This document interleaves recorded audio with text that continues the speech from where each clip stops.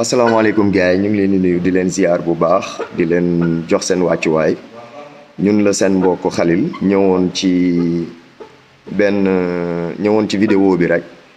de manière très brève et très rapide bëgg joxe suñu xalaat ci li nga xamante ni moo fi xew jamono ji yëpp wax dëgg neex yàlla moo fi xew jamono ji yëpp te la sortie du premier ministre Ousmane Sonko bi mu amal barki démba ñëw confirmer li nga xamante ne ñun ñëpp moom lañ doon xalaat ñenn ay doon ko wax depuis un moment ba ñi ko doon soulever sax am na ay tuuma sax yu ñu mu doon mujj yëkkati di ko teg seen kaw waaye tamit wax dëgg neex yàlla sortie wu Ousmane Sonko dafa ñëw confirmer loolu yëpp ñu yàggu rumandaat ci suuf Sénégal depuis bi ñu jotee nguur gi ba léegi dafa am ñu fi ne benn groupe de personnes bëriw ñu nag ci seen doxalin ci seen communication maanaam te loolu premier ministre confirmé na ko keroog sax bi mu génnee parce que mi ngi wax ni ay nit la yoo xamante ne la ñuy nas ak di ko nocci ñoom xam nañ ko am nañ ci ay preuve ci seeni daje ci seeni jotaay te loolu képp ku am xel maanaam il suffit même pas d'être Einstein wala wala nekk élément dik pour comprendre ko boo xoolee gars yi ni ñuy communiquer différents plateformes réseaux sociaux yi ni ñuy ñëwee ci émission sujet yi ñuy aborder ba ci seen forme de communication da ngay xam ne lii nii lu ñu waajal la benn mbir la boo xamante ne ay nit a toog waxtaanee ne logique bi ci mécanisme communicationnel yi la ñuy jaar pour am liñ bëgg te liñ bëgg du lenn lu dul li nga xamante ne ñun ñëpp xam nañ ko mooy xool lu ñu def ba créer une scission wala une division entre le premier ministre ak le président Bassirou Diomaye Faye wa ilaa buñ ko munta amit tamit créer une certaine psychose ci xelu sénégalais yi wala benn jaxasoob xel ba nit ñi tàmmalee dugg dans le doute wala tàmmalee am ngëm ak engagement bi nga xamante ne moom la ñu wane ci projet bi depuis le début ba fi ñu toll nii tey loolu nag association de malfaiteurs la te boo xoolee li tax procureur jël Badara Gadiaga yóbbu ko en instruction day wane ni kon ñun li ñuy wax nii sax loolu faisceau d'indice la ci confirmer li nga xamante ne moom la ñuy wax nii parce que bu nekkoon benn affaire la bu spontané boo xam ne Badara Gadiaga toog na télé suivant ses délires man xeetu nit yooyu du ma sax bëgg di wax ci ñoom malheureusement te loolu sabab na sax ci li tax ñu toog un moment defuñu vidéo parce que dañoo dem ba gis ni le débat public mais il est super pollué ay nit yoo xamante ne tekkiwuñu dara ci réew mi ñoo toog ŋànk le débat public te nekkeewuñu fa lu dul saaga xaste tuumaal gor voilà quoi ñu toog nag ci dëkk bi ñun ñëpp ne di seetaan mu métti ñu lool te amuñu ci benn pexe am na ci nag loo xamante ne lum ñu métti jamono yi tey jii nii ñu toll nii nekkuñu ci jamono yi régime Macky Sall bañ tollee ak Macky Sall fañ toll ak moom saay bu jëfee mu laaj réaction bi mu laaj taxawee nañ ko ba mu mat sëkk nag sénégalais yëpp te damay faral di ko wax lu bëri Pastef il faudrait pas qu'il commette une certaine erreur li fi jot a xew 3 ans 4 ans yi mujj yii bu nekkoon dafa aju ci ñi ñuy woowee les militants du Pastef téye ay carte membre Pastef képp kese amaana na mën naa bañ a demee ni mu demee nii Ousmane Sonko nag dafa am lu ko yàlla baaxee mooy li ëpp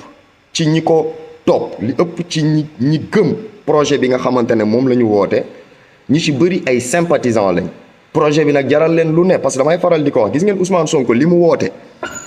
du lu bees ci ñu bëri ci ñi ko topp ay philosophie de vie la wala boog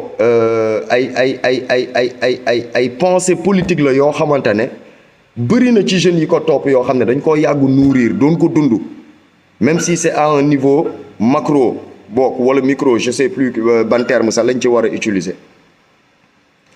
yàlla dogal sunu borom ci coobareem tànn ko moom mettre ko en avant d'un projet bi nga xamante ne bi ñu ko ñëwee présenté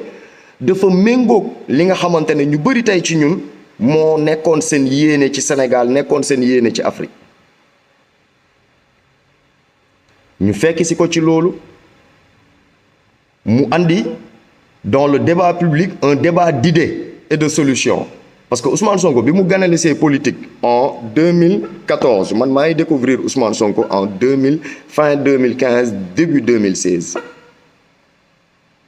mais waa ji dafa ñëw mais niveau bi da ko yóbbu ba fii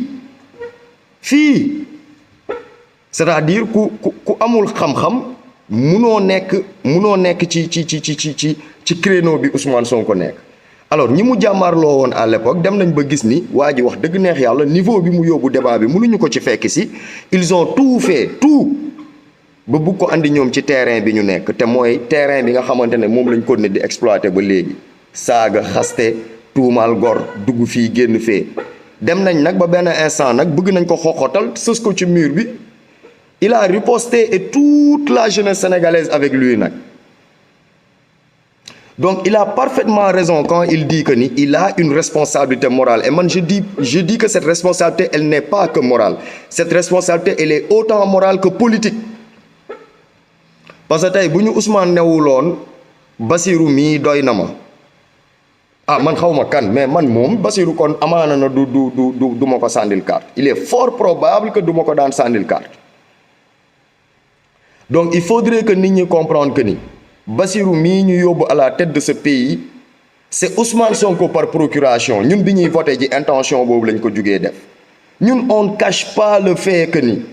Ousmane Sonko mooy suñu président nëbbuñu ko loolay dëgg léegi nag yàlla dogal na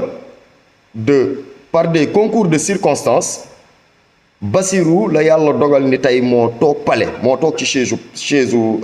président autant pour man ñun nangul ko nag yéene ko it nag te fas yéene ànd ak moom ci liggéey bi waaye buñ fàtte mukk que la personne derrière tout ça ci kaw coob rek suñu borom Ousmane Sonko la te li mu wax keroog c'est super important ndax ñun bokk na ñun ci li ñuy métti ci ni nit ñi wala boog ni cette soi-disant opposition parce qu'en réalité il n'y a pas d'opposition au Sénégal guddi yi may wax ak yéen bokk na ci ni ñuy jëflanteeg Ousmane Sonko ñun métti gi ñuy métti mais mooy que ni on se met à sa place na ko kenn ku ne rek xoolee tey ci boppam ça fait mal rawatina nag tey jii nii yàlla dogal on a le pouvoir en main te dafa mel ni piège bi fa la nar a nekk ñi ñenn yi di wax jamono jii ci média bi le piège de la rupture bu ñu moytuwul tuuti dinañu dal dama koy wax lu bëri ni Pastef jotee réew mi du jaarul ci un simple protocole démocratique maanaam xëy nañu war a changer régime nit ñi ànd dem voter demeewul noonu non demeewul noonu de ce qui s'est passé au Sénégal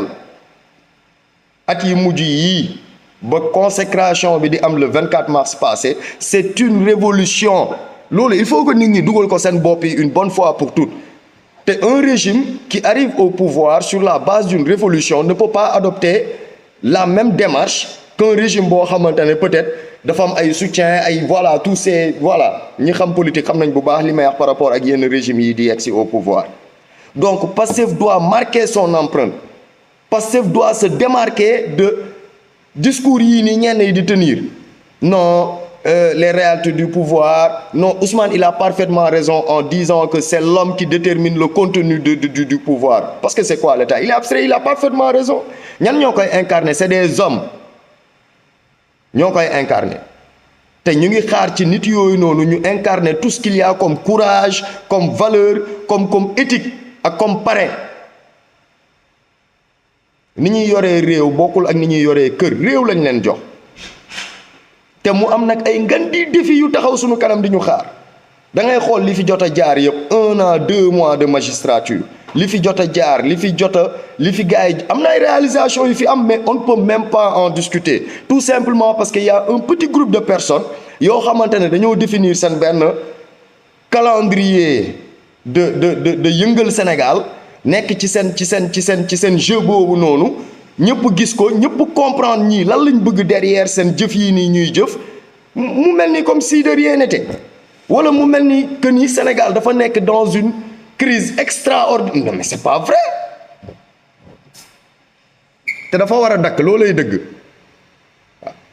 li Ousmane wax mooy dëgg dafa war a dakk loolu xel nanguwu ko donc il faut de la rigueur fulla fit jom moo ñu mën a may ñu réaliser liñ bëgg def au soir du 24 mars passé ñun ñëpp on a jubilé fecc nañu yuuxu nañu daw nañu dem daje kër góor gi def suñuy convoi moto wër Dakar kontaan jubilé